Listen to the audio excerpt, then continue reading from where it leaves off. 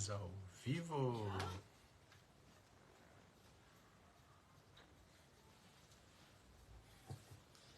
Charlotte, o que você está mastigando? É um pregador, meu amor. Ah, é? É. Está com ferrinho.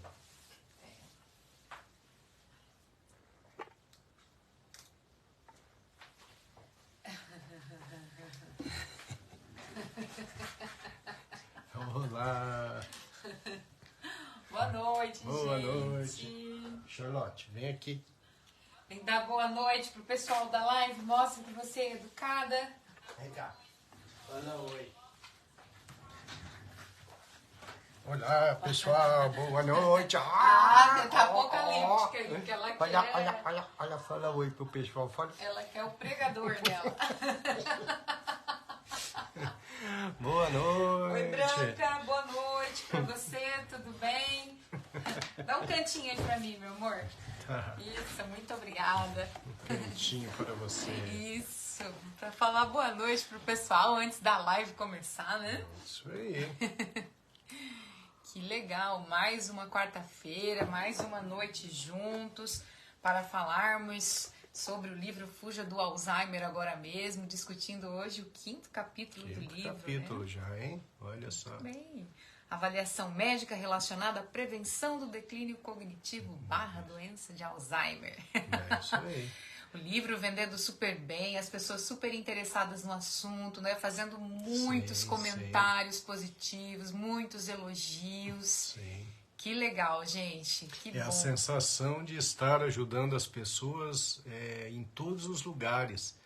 Esse livro está sendo vendido em várias partes do Brasil e a gente recebe um feedback muito legal, muitas mensagens. Algumas pessoas já mostrando o resultado impactante do livro na saúde. Então, realmente é algo que está valendo a pena, pessoal. Isso aí. E lembrando, né, para quem ainda não adquiriu o livro, vocês podem comprar nos melhores sites de vendas de livro, na Amazon, também no site da editora Viseu. E também nós estamos vendendo, né, na clínica. A gente tem um grupo de WhatsApp que ali a gente auxilia como é que a gente faz a entrega.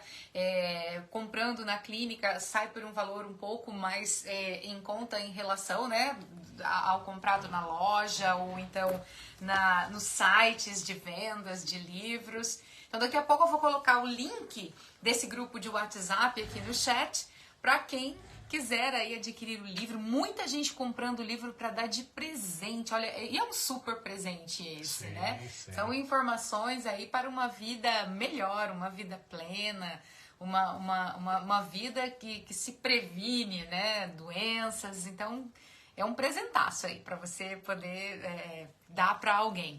Tá mais calma, moça? A Branca escreveu lambidas para você, Charlotte, viu? Aí, ó, ela tá retribuindo, Branca. Ai, o seu Antônio de Menezes está por aqui. Mais uma boa noite, ouvindo o que é bom para a nossa caminhada na saúde ou no cansaço. Ele sempre tem aquele comentário de cunho filosófico, o seu Antônio reflexivo. É um poeta, né? Ele escreve tem uns textos muito bonitos que dá pra gente refletir e aprender. Exatamente. Ó, Sueli Tioco por aqui, a Franciele Rodrigues também, dando boa noite pra gente. Eu vi a Catarina Miuk aí também. Então, aqui pra mim não apareceu, mas boa noite pra você, tá, Catarina? Que bom, deixa eu ver que a Branca tá comentando. Fazer o bem sem olhar a quem tem uma sensação inexplicável, é um presente de Deus.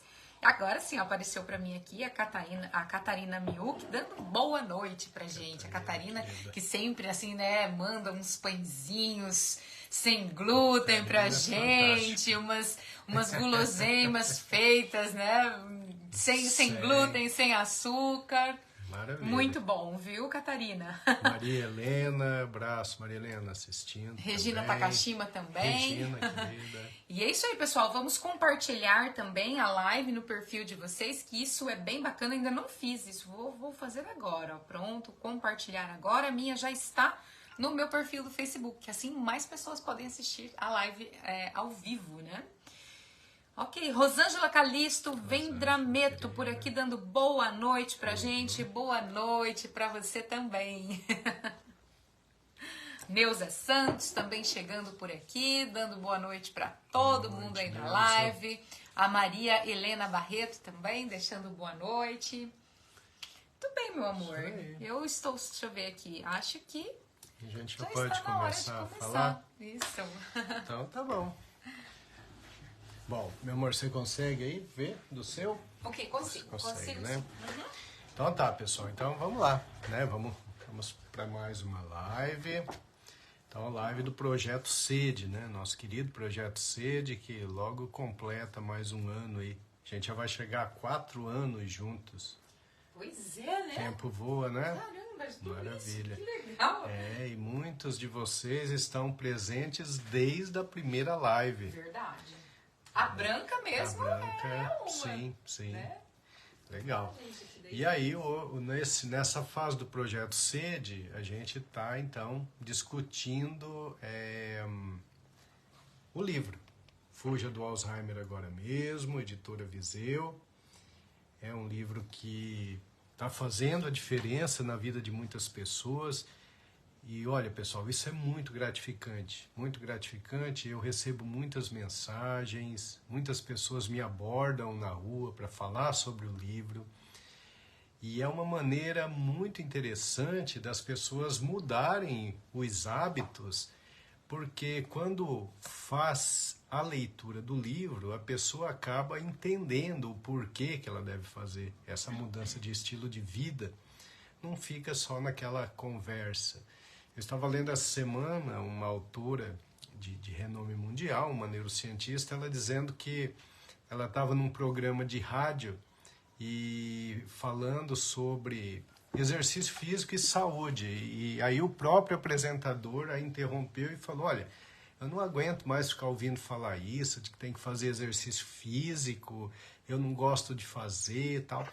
E ela então ficou meio chateada na hora, mas depois ela estava falando da importância da gente não falar só para os pacientes e para as pessoas, faça exercício físico. Não, é importante a gente explicar o porquê.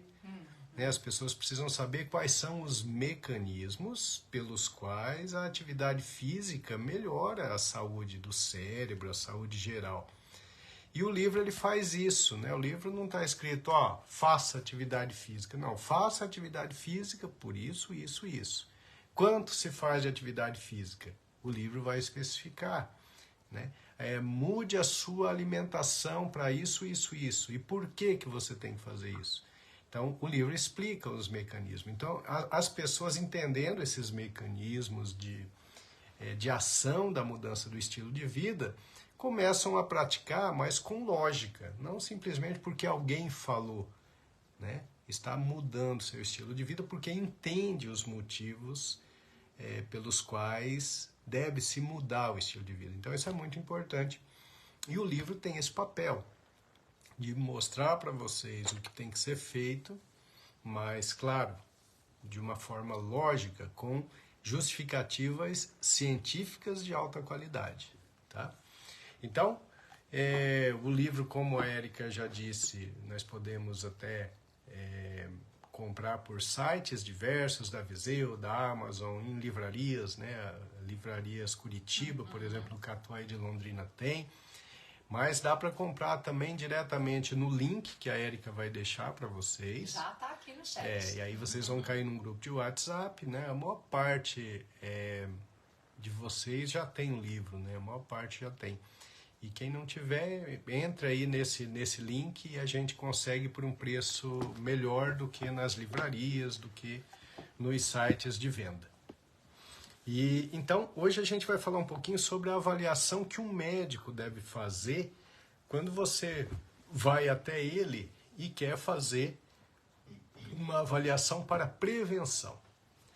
Bom, até alguns anos atrás, eram pouquíssimos os médicos que tinham a formação para isso, pouquíssimos os neurologistas que entendiam sobre prevenção de doença de Alzheimer. Alguns até diziam que isso não existia. Mas isso tem mudado muito, porque os estudos vêm crescendo demais as pesquisas são inquestionáveis, e hoje a gente sabe sim que existem fatores específicos relacionados à destruição de neurônio e aumento da chance de doença de Alzheimer. Então, se nós conhecemos esses fatores de destruição neuronal, de destruição cerebral, se nós atuarmos contra esses fatores, certamente a gente vai estar protegendo o cérebro. A medicina, ela é predominantemente reativa, né? Aquela medicina para tratar a doença. Isso é importante, óbvio, né? Tratar a doença talvez a habilidade mais importante do médico, né? Quando o paciente chega sofrendo de dor ou de algum mal-estar, o médico precisa saber aliviar esse sofrimento, né? Muitas vezes curar esse paciente. E isso é medicina reativa, isso é importante, eu pratico essa medicina também, né? Agora em junho eu vou estar numa conferência internacional na França apresentando uma modalidade de tratamento de dor de cabeça. Então, tratar doença, isso é fundamental, o médico tem que dominar esse assunto.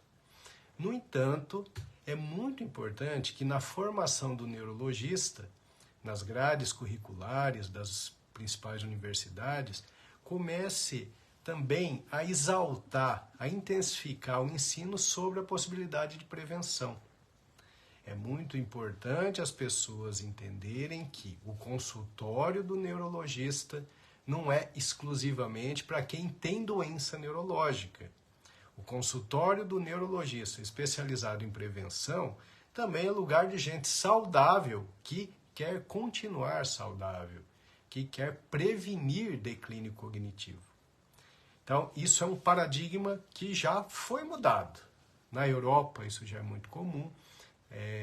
Nessa conferência internacional, na França, eu vou participar de uma discussão de mesa redonda sobre fatores de risco para a doença de Alzheimer. Então, os neurologistas bem atualizados do mundo todo discutem isso já com muita propriedade. Aqui no Brasil isso vem crescendo.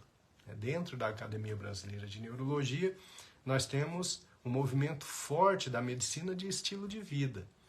É uma medicina que se empenha em mudar os hábitos de vida para prevenir doenças e até para tratar de forma coadjuvante as doenças. Então, essa é a realidade nova. E, à medida que o tempo vai passando, os neurologistas vão dominando essa arte de fazer prevenção. Isso é muito importante, tá? E no Brasil isso vem mudando com força, né? Então, nesse capítulo eu falo sobre um boletim da ABN News, que é uma revista periódica da Academia Brasileira de Neurologia, que é muito importante para a formação de opinião dos neurologistas brasileiros. E em 2020, em fevereiro de 2020, na ABN News saiu uma citação importante da pesquisa Finger. É uma pesquisa que eu falo bastante para vocês, é uma pesquisa finlandesa baseada em população geriátrica, atuando em fatores de risco para a doença de Alzheimer. É um estudo grande, randomizado, duplo cego, que testou a eficácia de uma abordagem não farmacológica, ou seja, sem remédio, multidisciplinar na prevenção do declínio cognitivo do idoso. A intervenção foi baseada em controle dietético, ou seja, comida adequada, atividade física, estimulação cognitiva, que é o estímulo do cérebro, cessação do tabagismo, então parar de fumar, combate à obesidade, né, obesidade que tem tudo a ver com inflamação, combate à hipertensão arterial, combate ao diabetes e monitorização de risco vascular. Então, todos esses fatores eram acompanhados no grupo controle e o outro grupo só recebia as orientações gerais e tocava a vida. Então, os resultados finais, eles confirmaram que essas medidas de controles gerais, de combate àqueles fatores que destroem o cérebro, eles melhoravam a função cognitiva dos pacientes estudados. Então, esse estudo Finger, ele foi um estudo aí muito importante para que a neurologia mundial entendesse que a doença de Alzheimer tinha pouco a ver com genética e muito a ver com estilo de vida inadequado. Esse estudo Finger, ele tem sido reproduzido no mundo todo, inclusive na América do Sul, hoje sob a coordenação do professor Ricardo Nitrini e Dr. Paulo Caramelli, que são os grandes estudiosos brasileiros de demência. Então, atuação nos fatores de risco é algo importante. Então, o médico no consultório, o neurologista no consultório, tem que ter essa ideia de que é possível fazer a prevenção da doença de Alzheimer e é uma obrigação que ele insista com o paciente para que mude esse estilo de vida. No livro eu coloco também o problema de se fazer esse tipo de estudo, porque num país como o Brasil, onde o investimento em pesquisa pelo sistema público é muito baixo, é um investimento pífio, pequeno, os grandes estudos acabam sendo aqueles feitos por financiamento da indústria farmacêutica. A indústria farmacêutica, ela atua pela medicina reativa, né, pelo uso de remédios para tratar doenças. Então, infelizmente, a gente não tem essa força toda para pesquisa quando a gente compara com a força que se tem para pesquisar remédio para tratar a doença. Então, vocês vejam, né? É algo complicado isso. Porque à medida que eu falo para vocês de medidas para evitar doenças, eu estou falando em medidas que vão diminuir o uso de remédio.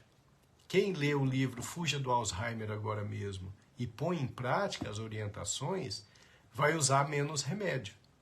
Ou seja, para a indústria farmacêutica isso não é importante, não é interessante, né? Além da gente também ter um problema com a indústria dos alimentos. Quando a gente mostra aqui no livro Fuja do Alzheimer agora mesmo, o mal que o açúcar faz, isso é complicado, porque as grandes produtoras de doce, a indústria alimentícia que produz os docinhos, os chocolatinhos cheios de açúcar, eles têm à sua disposição a grande mídia para fazer aquelas propagandas mais interessantes, mais legais e que as crianças adoram. E adultos também. E adultos também, né? A gente pode falar aqui no livro Fuja do Alzheimer agora mesmo, o tamanho da catástrofe que um refrigerante é capaz de fazer na sua vida, na sua saúde.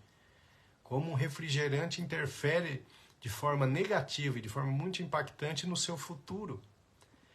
Mas está escrito aqui no livro, eu falo nas lives, mas aí você vê uma propaganda de refrigerante que é bonita, né? Que ela te cativa, você olha e fala, puxa vida, olha, esses jovens tomando refrigerantes, eles são tão felizes, né? Então é uma briga desigual. A indústria alimentícia, a indústria medicamentosa, tentando os lucros maiores. E a gente tentando fazer com que as pessoas tenham uma saúde melhor e vivam mais. A gente espera que com o passar do tempo isso mude. Já existem alguns bons laboratórios realmente éticos que começam a se preocupar com a parte de prevenção. Existe um laboratório, por exemplo, muito forte mundialmente que entrou em contato comigo, a gente está em negociações para que esse livro seja comprado pela indústria farmacêutica e seja distribuído para os neurologistas, para os psiquiatras, para os geriatras. Então esse laboratório, ele não está preocupado só em vender remédio, ele está preocupado sim em fazer as pessoas viverem melhor. Esse tipo de laboratório, infelizmente, é uma exceção, que a grande maioria realmente se importa mais em vender remédio. Então esse é um problema, né? Mas a gente vai fazendo um trabalho de formiguinha, divulgando essas informações, vocês vão replicando essas informações, o que é muito importante, né? E a gente vai mudando a qualidade de vida de muita gente. Meu amor, mais uns boa noites aí? Claro, vou até chegar pertinho aqui de você para dar as boas noites para os nossos amigos que estão por aqui. Ah, deixa eu ver aqui. A Isa, lá de Curitiba, tá assistindo a live, dando boa noite pra gente. A Mila também tá por aqui, Oi, Mila. dando boa Abraço. noite. A minha amiga querida, aliás, é nossa amiga querida, a Rose Sequinel, também tá por aqui. Isso. Klaus tá viajando, né? É verdade. Mas a Rose tá aqui, ó, assistindo a nossa live. A Daniele Barzon também, que nossa tem... sócia. A Daniele é sócia. Ela tá com querida, questionamento, daqui a pouquinho a gente faz, Legal. tá bom? A Meire Foncat também, deixando um recadinho no chat, querida. dando boa noite pra gente. A Tamires também de Curitiba, tá Oi, por Tamires, aqui. abraço. Lúcia Keiko também dando Lúcia, boa noite lá de pra Londrina, gente. abraço. Isso, a Tchalanda também. Tchalanda, lá de Colorado, Isso. abraço. O Edinaldo Tres, que é nosso amigo Corró, nosso amigo de infância. amigo Tá por querido. aqui, escreveu, estamos juntos, né? Maravilha. Quando você estava falando sobre essa questão de convencer as pessoas, você comentou aí sobre a entrevista, né, que o entrevistador acabou falando que era um pé no saco, digamos assim, né, ouvir essa questão, de novo, esse papo de fazer atividade física. Aí a Branca diz que isso é uma grande verdade, né, que ela já tentou mudar a cabeça, por exemplo, do genro, mas não aceita. Mas não desista, Branca. Uma hora, mas nem que se for na raiva. Vai acabar convencendo, né? Deixa eu ver, a Sara Fedrigo também tá por aqui. Sara, querida. O Marcelo Higino também, Grande dando Marcelo, boa noite pra abraço, gente, Marcelo. nosso amigo lá de Colorado. E é isso, meu amor, são os nossos amigos. Ó, a Sueli Pedro acabou querida. de entrar Sim. aqui. A Edna Boa noite, Albino também. Edna. Legal. A nossa turma. É isso aí. Pode continuar. Então tá, pessoal. Então, a abordagem médica, ela tem mudado, principalmente a partir dos trabalhos do Dr. Dale Bredesen. O Dr. Dale Bredesen é um pesquisador de formação na Universidade da Califórnia e há muito tempo ele bate na tecla de que as pesquisas em relação ao tratamento da doença de Alzheimer estaria indo para o lado errado. Uma concentração plena na proteína beta-amiloide, e aquela crença de que se achasse uma forma de eliminar a proteína beta-amiloide, a gente curaria a doença. E, infelizmente, ele estava certo, porque foi feito um investimento de milhões e milhões e milhões de dólares. Chegaram os anticorpos monoclonais no mercado, que são capazes de eliminar a proteína beta-amiloide, e isso não curou a doença. Aliás, o resultado do uso do medicamento foi um resultado muito pífio. Então, os anticorpos monoclonais, que era uma esperança para a gente, infelizmente eles falharam no tratamento até o momento. Fora esses anticorpos monoclonais, a gente atua aumentando o nível de acetilcolina no cérebro com medicamentos que são os chamados inibidores de colinesterase. E também usamos aqueles que têm ação antiglutamatérgica. Temos ali 2 classes de medicamento, agora 3, que a gente utiliza, que são medicamentos caros. Esses anticorpos monoclonais nós não temos no Brasil ainda, por enquanto tem sido usado nos Estados Unidos. Parece que o pessoal da Alemanha vai começar a utilizar para estudos mais aprofundados, de fase 3, enfim. Mas a gente estava no caminho errado e hoje se sabe disso. E o Dr. Dale Bredesen, ele sempre falava, não, gente, está errado, porque ele tem uma equipe que estuda há décadas os fatores relacionados à doença de Alzheimer. E ele dizia que nós tínhamos 3 fatores importantes. A inflamação, a falta de nutrientes e substâncias tóxicas. Bom, essa inflamação é aquela relacionada a comer açúcar. O açúcar é um agente pró-inflamatório.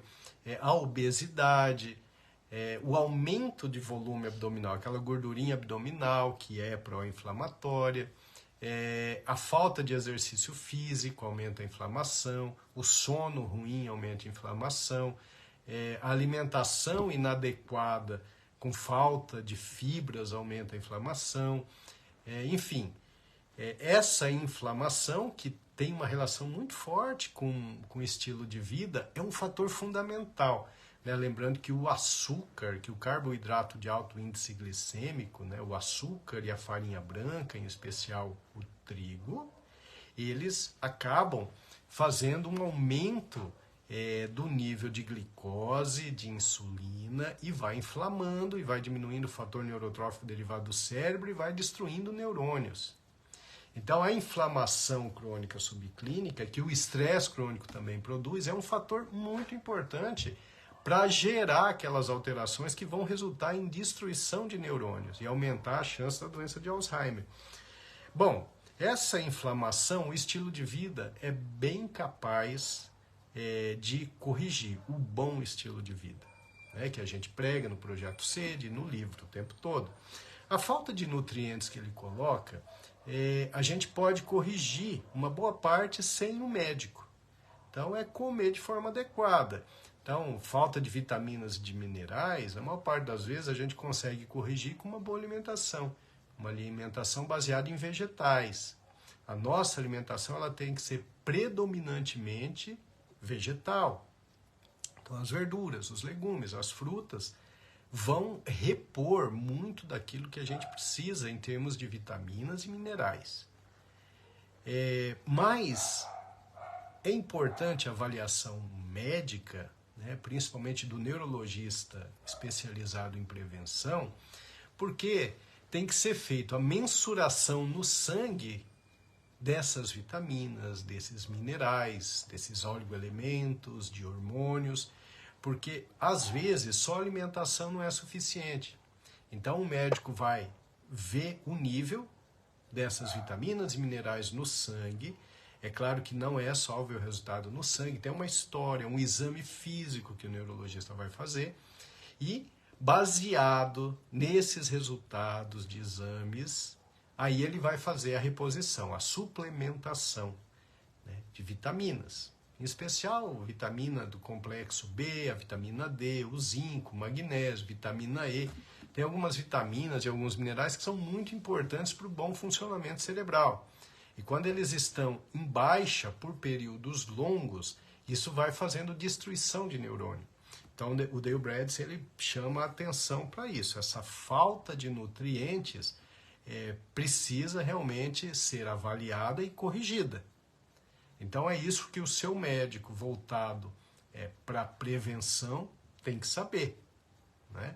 E também ele fala das substâncias tóxicas, que são destruidoras de neurônios. Aí entra as principais. Cigarro, uma catástrofe, aumenta a inflamação crônica subclínica, tem ação direta da nicotina, do alcatrão destruindo o neurônio, reduz a oxigenação cerebral, consequentemente vai piorar a função de cada neurônio. Então cigarro é terrível. O álcool é terrível, né? O álcool ele destrói diretamente a célula cerebral. Então, se a gente bebe, tem que ser muito pouco. E de preferência, se vai beber, o vinho tinto, que pelo menos tem alguns benefícios por causa de algumas substâncias antioxidantes. Tem o resveratrol, que é uma substância antioxidante, tem os fenóis. Então o vinho, mas em quantidades pequenas. Nos países chamados de países de zonas azuis, onde existe uma quantidade muito grande de centenários com boa qualidade de vida, o uso do vinho é meio que rotineiro, principalmente na Sardenha, mas em quantidades pequenas e diárias, né? Então, essa seria uma forma da gente poder ingerir álcool. Mas, na dúvida, deixa para lá, não use o álcool. Se for beber, que seja realmente o vinho tinto em pequenas quantidades. Aí a cerveja. Cerveja é horrível, gente. Cerveja é horrível, a cerveja é hipercalórica, a cerveja desidrata, a cerveja causa desbiose, piora o equilíbrio da flora intestinal. Então a cerveja ela deve ser evitada. Cerveja faz aquela barriguinha, né? Aquela barriguinha tem gordura. Essa gordura é uma gordura branca produtora de interleucina pró-inflamatória, que é a interleucina 6, que acaba fazendo destruição de neurônios. Então, vocês vejam, né? Lógico que nós não vamos ouvir isso em comerciais de cerveja. Mas vocês podem ter certeza, a cerveja não traz benefício nenhum, tá? Então, e aí, como médico, claro, né? O médico ele ainda vai investigar no organismo algumas outras substâncias tóxicas, aí através de exames de sangue, para tentar fazer alguma redução de alguma forma dessa substância tóxica. Mas basicamente, esse terceiro fator, né, que ele traz, que o Dale Bredesen traz como importante para gerar a doença de Alzheimer, a maior parte, ou a parte mais importante, a gente consegue sozinho controlar, que é não fumar, não usar essas drogas ilícitas, né, porque a maconha fumada é uma catástrofe, né, muito tetraidrocannabinol que destrói neurônio. Lembrando sempre, cannabis medicinal é totalmente diferente da maconha fumada. Cannabis medicinal realmente tem um espaço no tratamento de várias patologias neurológicas com boa eficácia, boa comprovação científica. Mas quando a gente fala de cannabis medicinal, não tem nada a ver com maconha fumada. Tá? Agora, cocaína, heroína, crack, todos destruidores cerebrais. Né? Então, dos 3 fatores que ele coloca, a inflamação, falta de nutrientes e substâncias tóxicas, a mudança do estilo de vida pode corrigir quase tudo. Mas falta uma parte aí que só o médico vai ser capaz de corrigir para vocês. Então, vamos esperar que, principalmente os neurologistas, continuem estudando muito isso e coloquem em prática para os seus pacientes. Bom, essa parte de neurologista fazendo prevenção, infelizmente, aqui na nossa região ainda é uma raridade, né? Tem uma paciente que conta pra gente que ela já foi em alguns neurologistas atrás disso, não estava conseguindo consulta comigo, e os neurologistas falavam, não, você está bem, né? Quando você tiver Alzheimer, se você tiver, você volta aqui. Agora você não tem nada. Não, eu quero fazer uma prevenção. E ele dizia, não tem prevenção. Se tiver Alzheimer, volta aqui. O interessante é que, se um dia ela tiver Alzheimer e voltar lá, ele vai falar, agora eu não posso fazer nada. Porque a doença de Alzheimer ela é progressiva, ela é inexorável. Né? A gente só trata os sintomas ali. Né? A gente às vezes trata uma agitação psicomotora, às vezes trata uma depressão, uma ansiedade, uma alucinação, mas a doença em si, ela continua progredindo. Então isso é muito triste, né? Você ir para um neurologista e falar, olha, eu quero fazer uma prevenção contra a doença neurodegenerativa. E ele fala, não, você está bem, volta quando você estiver doente. Isso é uma coisa terrível. E eu espero profundamente que muito em breve isso acabe. O Dr. Dale Bredesen, ele sugere para a gente fazer a cognoscopia aos 45 anos. A cognoscopia é essa avaliação que o neurologista deve fazer do seu paciente, com história, exame físico, os exames complementares para ver onde há um gargalo ali, alguma perda, alguma falta de algo que já dê para começar a corrigir. Isso vai fazer diferença a longo prazo. Por que aos 45 anos? Porque a doença de Alzheimer, ela começa a acontecer cerca de 20 anos antes dos primeiros sintomas. Como a doença de Alzheimer é mais comum a partir dos 65 anos, então parece que 45 anos é uma boa idade para a gente começar a fazer prevenção. Na verdade, numa palestra eu estava falando sobre isso, num fórum online esses tempos, e um colega disse, olha, eu discordo disso, eu acho que essa cognoscopia ela tem que ser feita muito mais cedo, mais precoce. Um colega alemão disse isso.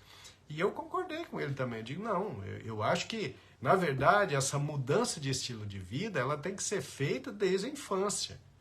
Né? Não dar açúcar para as nossas crianças é uma obrigação. E quanto mais cedo a gente começar a restringir refrigerante, o doce cheio de açúcar, a farinha branca em excesso, melhor para essas crianças. Elas vão ter uma expectativa de vida diferente, elas vão ter uma saúde diferente, né? Então, 45 anos é uma idade ali chave que é o limite. Ó, a partir daqui você começa a se cuidar melhor. Mas se a gente conseguir se cuidar antes disso, melhor ainda. Ah, não, mas eu tenho 70 anos, eu não tenho Alzheimer e eu quero fazer prevenção. Excelente, também vai ter ganhos. Mudar estilo de vida de maneira a reduzir inflamação no organismo vai trazer benefício em qualquer idade, inclusive nas idades maiores, acima de 70, 80 anos. Eu tenho paciente com 80 anos que está bem, que aparece lá e fala, não, doutor, eu só quero fazer uma prevenção. Então tá, então vamos ver onde é que está o erro, o que dá para a gente fazer para você manter essa saúde cerebral legal. Tá? Então, 45 anos é uma idade que a gente tem que ter em mente. Aos 45 eu vou ao neurologista e eu vou começar a fazer minha prevenção. Mas se você puder fazer isso antes, melhor ainda, tá certo? Bom, aí nesse capítulo eu falo também, né, como as coisas vêm mudando de maneira rápida, né, as alterações culturais e mesmo biológicas, elas são muito rápidas, né? É interessante a gente ver que no Brasil, na década de 40, a expectativa de vida era de 45 anos. Imagina, 45 anos. Hoje é de 76 anos, né?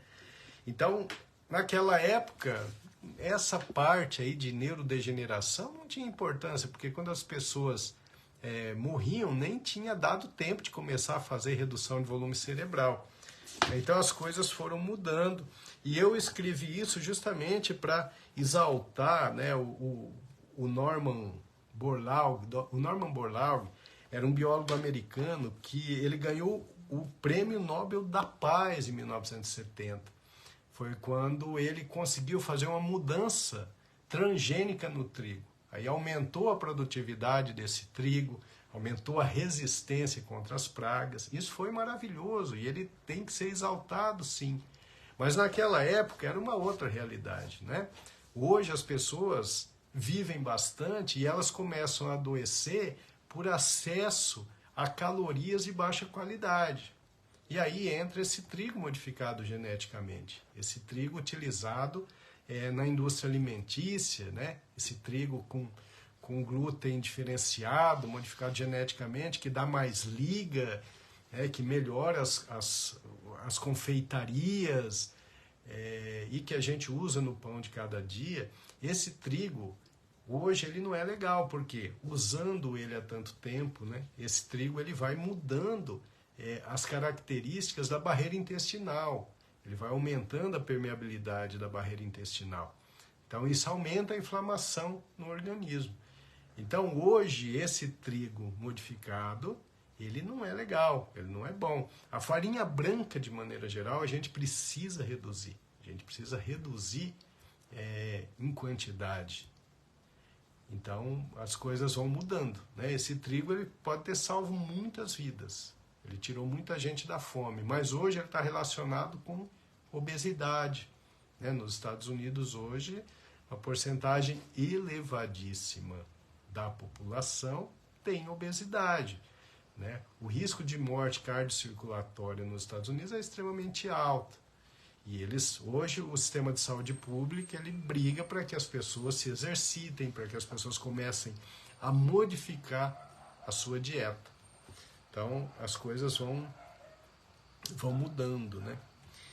Então é isso. E aí o livro tem por objetivo justamente mostrar para vocês a mudança de estilo de vida, que vai atuar reduzindo a inflamação, vai atuar melhorando a alimentação com reposição de vitaminas e minerais. E o livro também vai te aconselhando, vai mostrando por que você deve evitar esses agentes tóxicos externos que destroem o neurônio. Tá certo? Basicamente é isso nesse capítulo. Agora vamos para as perguntas. Deixa eu fazer um comentário aqui, ler, aliás, o comentário da Maria de Fátima Marques. Ela disse assim, né, referente a essa questão que você colocou, da expectativa de vida hoje, né, ser de 76 anos. Então, cuidando da saúde com o doutor para chegar aos 90 até 100. Porque ela tá achando essa expectativa aí de 75 anos muito pouco. E eu concordo. Vamos viver além disso. E para você, Maria de Fátima, ela parece uma menina entusiasmada, né? Uma advogada brilhante que está fazendo, que ainda faz concursos e está sempre estudando e se cuida direitinho. Eu acho que você vai atingir esse objetivo de passar dos 100, hein? É isso aí, a gente chega lá, né, Maria? Então vamos lá com a questão da Daniele Barzon. Ela disse que acabou de ler o capítulo, né, que foi discutido hoje na live, e ela pergunta como prevenção do declínio cognitivo, o que são esses estímulos cognitivos e como a gente pode fazer para estimulá-los ainda mais? O estímulo cognitivo é uma coisa importante, né? Existem umas coisas padronizadas, né? Hoje em dia existem alguns centros que fazem o estímulo cerebral, né? O mais famoso acho que é o Supera. Mas eu acho que estímulo cerebral tem que ser uma coisa muito individualizada. Eu acho que as pessoas não podem se acomodar. Eu acho que estímulo cognitivo é você buscar evoluir, é você buscar aprender coisas novas durante toda a sua vida. Né? Então, você está lendo, você está aprendendo, você estuda uma língua diferente, você vai evoluindo quando mexe na internet, você começa a dominar alguns aplicativos diferentes, você assiste filmes de modalidades diferentes, você se socializa, isso é extremamente importante. Esse é o principal estímulo cognitivo, é você estar junto com pessoas que você gosta, né, com as quais você se sente bem, conversando, ensinando, aprendendo, fofocando, né? A fofoca ela é fundamental para a ativação neuronal, né? Então, estímulo cognitivo é isso, são essas coisas muito diferentes. É claro que palavra cruzada ajuda, né? O Sudoku é interessante, tudo isso é estímulo cognitivo, mas eu não acho que a gente tem que, por exemplo, se prender a um método só, né? E que aquele método às vezes é ruim. Eu tenho pessoas que entram, que começam a fazer o método de estímulo cognitivo e rapidinho desistem, porque acham aquilo muito chato. Ah, não, doutor, esse negócio de andar de costas eu não gosto, de escovar o dente com a mão esquerda, negócio chato e tal. Mas, tudo bem, tem outras coisas. Você gosta de ir para um bailinho de final de semana? Vai lá, isso é um estímulo cognitivo. Se encontra com os amigos, conversa, brinca, dá risada, né? Leia. Ah, mas eu não tenho costume de ler, doutor. Comece agora. Comece a ler coisas mais simples e vai evoluindo na leitura. Mexa mais na internet. Eu tenho uma paciente, é fantástico isso, né? Eu falei essa semana, até fiz um vídeo, né? Eu não vou falar o nome dela, dá até vontade de falar que ela está assistindo. Mas assim, ó, ela era uma paciente que vinha tendo um declínio cognitivo, sim, sabe? De um tempo para cá, e a gente estava tratando, mas ela tinha lá um quadro meio depressivo, tinha uns problemas porque o marido estava muito doente e tal. Há mais ou menos um ano e meio atrás, ela resolveu começar a sair de casa, fazer trabalhos voluntários. Ela começou a ir na Santa Casa, ajudar lá a cuidar dos doentes, e começou a ir no asilo aqui da cidade. Eu estava falando para a Érica que eu achei muito legal. Ela falou, doutor, eu não faço nada de importante lá. É que eu chego lá no asilo, às vezes tem um velhinho tristinho lá, e ele só pede para eu segurar na mão dele, para ele se sentir amparado, porque uma boa parte daqueles internados no asilo não recebem visita. E ela vai lá e faz visita para esse pessoal, leva uma comidinha e tal. E, puxa, essa mulher faz um trabalho magnífico, né? Isso é maravilhoso, ela está fazendo um bem absurdo.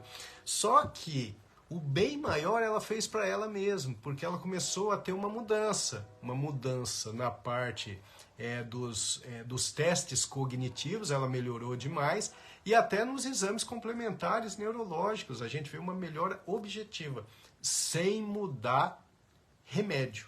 A única coisa que ela fez foi começar com os trabalhos voluntários. Então, isso é um estímulo cognitivo. Porque ela chega lá, ela fica escutando a história das pessoas, ela ajuda. Ela estava me dizendo que ela aprendeu esses dias a trocar o lençol de um paciente doente sem fazer muito esforço. Isso é um aprendizado. Ela está ajudando as pessoas, né?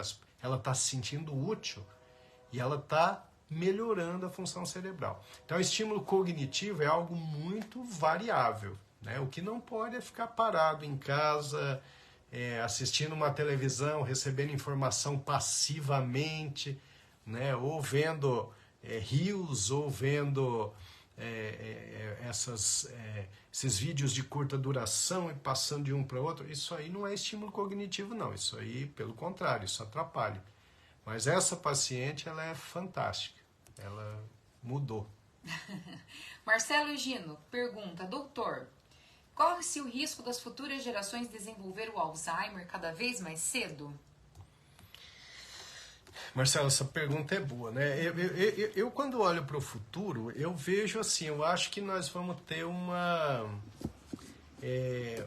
uma sociedade muito estratificada, infelizmente. A gente vê que entra governo, sai governo, entra governo, e a desigualdade social está cada vez maior, né?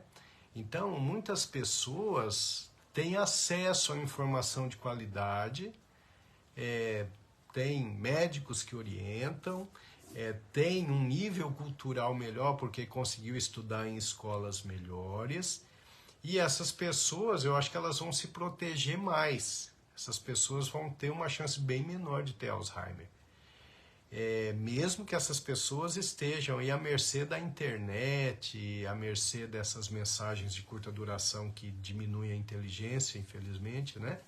Mas eu acho que essas pessoas acabam tendo um benefício de prevenção muito grande. Por outro lado, nós temos aquela população que não tem informação nenhuma, né? Que vai no postinho de saúde, a gente não consegue transmitir essas informações publicamente, né? Na verdade, essas informações do Fuja do Alzheimer agora mesmo, isso é uma briga que eu ainda estou travando, pode ser que dê certo, mas para a gente jogar isso para a população geral do SUS, para a gente fazer uma campanha de saúde pública explicando essa possibilidade de prevenção. Mas quando a gente fala isso para algum agente do poder público, é um problema, uma dificuldade muito grande da gente convencer esse pessoal, porque tem que investir dinheiro, o sistema público tem que investir dinheiro para que a gente divulgue esse tipo de informação para as pessoas menos favorecidas, que estejam socialmente numa escala mais baixa. Então, com esse padrão, infelizmente, baixo, sociocultural, eu acho que essas pessoas vão ter cada vez mais Alzheimer, porque elas vão continuar comendo errado, elas vão ter acesso a esse monte de caloria agressiva, caloria barata, e isso vai fazer com que eles vão destruindo o cérebro. Eles têm uma vida muito difícil, com estresse contínuo, intenso, isso também dificulta, vai também fazendo destruição neuronal, sono inadequado, né? Não entende a importância do exercício físico, geralmente são pessoas que consomem bastante bebida alcoólica, em especial a cerveja. Então eu acho que a resposta para a sua pergunta bom, no futuro vai ter mais Alzheimer ou menos Alzheimer? Eu acho que vai depender da classe socioeconômica. Infelizmente, eu acho isso um absurdo. A gente está falando de estratificação sociocultural, mas é o que a gente está vendo. E a gente vê que vão trocando os governos e fica sempre a mesma coisa, né? Esse investimento absurdo em educação, esse investimento absurdamente baixo em saúde, esse investimento absurdamente baixo em segurança. Então a gente fica meio sem esperança, né? A gente vai trabalhando para tentar divulgar essa informação para todo mundo. Quem está assistindo aqui é um pessoal já diferenciado, né? Você vê que não tem muitas pessoas. A gente está conseguindo aí por live aí 3.000 pessoas, 2.800 pessoas que assistem. Não são as pessoas comuns, na verdade vocês são pessoas diferenciadas. Vocês estão aqui numa quarta-feira à noite ouvindo esse tipo de informação porque vocês já têm uma inteligência diferenciada, porque vocês têm um nível cultural já melhor e vocês entendem que esse tipo de informação é importante. Mas vocês fazem parte de uma classe diferenciada. Então a resposta é essa. Vai diminuir ou aumentar o Alzheimer? Depende da classe sociocultural em que você está. Rosângela Calisto, doutor, já é possível realizar exames clínicos que mostrem se o Alzheimer já está se instalando no organismo com precisão? Já sim. Bom, a gente tem um diagnóstico clínico muito bem apurado, né? Porque o diagnóstico ele ainda é basicamente clínico, é a história, né? Então, o indivíduo com Alzheimer ele tem uma história bem típica, né? Com acometimento de mais que um domínio cognitivo. Aí a gente faz lá uma ressonância, por exemplo, ou uma volumetria, e aí lá a gente vê uma redução de volume da área do hipocampo, que é a área da memória, e a gente vai fechando o diagnóstico. Nesse aspecto tem evoluído, né? Tem surgido alguns biomarcadores. Acho que o mais importante é o PET, que é a tomografia por emissão de pósitron. É um exame que aqui no Paraná a gente tem um exame muito bom ali em Londrina, na SRA Ultramed, ali na Avenida Ayrton Senna, ali em Londrina, em que eles conseguem mostrar muito precocemente se tem alteração nessa área da memória. Então, o diagnóstico ele pode ser feito mais precocemente. E hoje a gente pode fazer dosagem de proteína beta-amiloide, de proteína tau, que é um marcador de doença de Alzheimer, coletando o líquido céfalo-raquidiano, que é aquele líquido que fica pertinho da medula espinhal. E mais recentemente tem começado a aparecer a possibilidade da gente fazer essa dosagem da proteína tau, da proteína beta-amiloide no exame de sangue periférico. Mas a gente ainda consegue fazer o diagnóstico com bastante precisão e precocemente com o método usual, que é história, exame físico e um bom exame de imagem. Franciele Rodrigues, dizendo, eu não consigo tomar café sem açúcar. Já tentei, mas não consigo. O que faço? Olha. Aí ela diz assim, ó, já tentei ficar sem café. Quando eu fico sem café, começo a sentir dor de cabeça. Já li comentários que café faz bem para dor de cabeça. É verdade ou mentira? Fico em dúvida. Eu estava tomando um cafezinho agora enquanto fazia live. E eu tomo ele sem açúcar. A Érica também. Bom, se você não consegue tomar o café sem açúcar, você tem que usar um adoçante, mas tem que ser um adoçante natural. Aí nós temos aqueles 3 que a gente orienta no livro, Fuja do Alzheimer agora mesmo, que são a estévia, o eritritol ou o xilitol. Esses são bons, né? Tem uns que são horríveis, alguns adoçantes, mas guardando esses 3 nomes você não vai errar. Estévia, xilitol, eritritol. Então, tudo bem, você pode pingar ali ou você põe em forma de granuladinho, né? Que é no caso do xilitol, do eritritol. Então, essa primeira parte da pergunta está respondida, né? Segunda parte. Café tem relação com dor de cabeça? Tem. E a relação do café com a dor de cabeça, em especial com a enxaqueca, é uma relação muito individualizada. Algumas pessoas têm uma melhora da dor de cabeça quando usam a cafeína, outros têm uma piora, então varia de pessoa para pessoa. Café é saudável ou não? Depende da quantidade. Os estudos mostram que até 30 miligramas por dia de cafeína, tem um benefício significativo. 30 miligramas seria mais ou menos 3 cafés expressos, né? Que é um café bem concentrado. 50 ml mais ou menos. Então, se a gente toma ali até uns 3 cafezinhos por dia, isso é bom.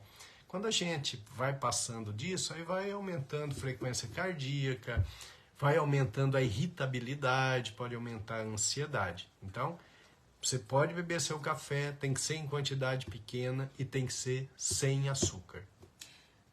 Vou dar uma humilde opinião. Às vezes, é o café que você está usando que dá esse gosto um pouco mais amargo, sem açúcar. Tenta investir num bom café. Dê uma olhadinha aí com carinho na internet. Hoje já tem tantos vídeos que a gente assiste de alguns cafés assim que muda o sabor. E aí você vai conseguir com certeza tomar o seu café com açúcar. Porque depende muito do café, depende muito da torra. Se é uma torra muito excessiva, o café fica mais amargo. Porque o que é o açúcar no café? É exatamente para tentar camuflar esse gosto amargo do café. Ruim. Esse gosto ruim, porque o café, quando é um café de boa qualidade, ele não necessita de açúcar. Mas é um processo, né? O café sem açúcar é um processo. Isso. A gente aprendeu gradativamente, porque a gente tomava com açúcar, aí sem açúcar era muito ruim, mas daí a gente foi descobrindo, eu e a Érica, que a gente tomava café muito ruim. Eram uns cafés que não dava. Aí a gente foi melhorando, fomos experimentando outros. Hoje a gente ficou um pouquinho mais exigente na escolha do café, mas a gente consegue tomar tranquilamente sem açúcar. Dê uma olhada lá nas prateleiras de supermercado, nos cafés gourmets. Aqui não vou falar sobre marca, porque a gente não tem intenção nenhuma, mas dê uma olhada com carinho nos cafés gourmets. Tem sempre ali o selinho, né, de qualidade do café gourmet, você vai perceber que é diferente. Bom, tá aqui a minha dica, porque realmente é um processo. E inclusive a Franciele Rodrigues, ela quer saber sobre o vinho, né? Qual é o melhor vinho para tomar, o suave ou o seco? O seco. O seco. O seco porque ele é mais rico em resveratrol, é mais rico em fenóis, em polifenóis, que são substâncias neuroprotetoras, em quantidade pequena. E a Cleusa Russo pergunta se o suave faz mal, se o vinho suave faz mal. O suave, normalmente, ele tem um índice glicêmico maior, né? Então, o suave... O que a gente vê de estudos, assim, mostrando benefício é com o seco. O seco, ele tem índice glicêmico menor e tem as substâncias benéficas em quantidade maior. A Sara Fedrigo comentando aqui, tem razão, Érica, a troca do café vale muito. Experimentar, né? A Almira Amaral está comentando que por motivos particulares ela parou de ler, né? Ela lia muitos livros, filme não conta, ela disse que percebeu que começou a ficar meio lenta, né? Que ela faz jogos de letras, que devem ser as palavras cruzadas ou coisa assim, formar palavras, mas nada como a leitura. A leitura ela é diferenciada, o né? O estímulo da leitura é muito diferente, ela vai né? estimular áreas mais profundas, Sim. mais conexões neuronais, então o cérebro ele fica muito mais ativo, ele acaba processando estímulos de fora com muito mais eficácia, então a gente fica mais esperto. Quem lê, é muito mais difícil você enganar um leitor assíduo do que um que não lê, né? Isso é verdade. A Rosane da Silva dizendo que, ai meu Deus, amo vinho e café. Dá para tomar os dois. E a Maria de Fátima aqui pedindo, né, pra eu sugerir, é o que eu falei. Na verdade, ali na prateleira, quando você busca por um café gourmet, você vai comprar um bom café, né? Começa ali com o gourmet, depois tem os outros que vão subindo aí, mas comece procurando os cafés gourmets, né? Fuja daquele que é dito tradicional, extra forte, porque normalmente esses são os cafés que tem a torra um pouco mais forte, mais elevada e que dá aquele amargor no café que a gente não suporta tomar sem açúcar. Então procura lá, café gourmet, é facinho achar na prateleira. Deixa eu ver aqui, a Franciele Rodrigues agradecendo pelas informações e diz que vai pesquisar sobre o café. Isso vale a pena, tá? Vou falar assim, tem uma dica, 1, 2, 3... Brincadeirinha, mas tem muito café bom, é só procurar pelos gourmets, tá? Café com um toque de sabor de chocolate, sem açúcar, será saudável. Minha filha toma, sim. Lê, gente, lê rótulo, né? Esses cafés gourmets você consegue perceber quais são os aromas, qual a intensidade da acidez, da doçura do café. Aí algumas pessoas vão falar assim, nossa, que frescura, mas não, é uma delícia. E sem contar que é um novo conhecimento. Como perguntou a Dani Barzon, né? É aí uma forma de você estimular a cognição, né? São os novos estímulos cognitivos. Essas informações. Bom, eu acho que é por aí, né? Tem mais, meu amor? Desculpa. Não, a Dani... o assunto café rendeu. A Dani Barzon falando que ela compra o café descafeinado que ela toma sem açúcar, né? Muito bem, muito bom, gente. Foi legal. É isso, né? É uma live interessante, porque as perguntas, elas enriquecem realmente o tema, né? Meu amor, eu acho engraçado assim, né, que tem alguns comentários, né, como você falou da questão da fofoca. Vamos fofocar, né? E o pessoal aqui fofoca mesmo no chat, né? A Rosane falando assim, que falando no chat com a Franciele. Franciele, vamos ter que mudar o vinho nos nossos vinhinhos, né? Com certeza do suave pro seco. Muito bom, muito legal. Que legal, que live gostosa. Muito bom, gente. E aí a próxima nossa vai ser muito interessante, vai ser sobre sedentarismo, como o sedentarismo destrói o cérebro e como a atividade física protege o cérebro, vai ser muito bom.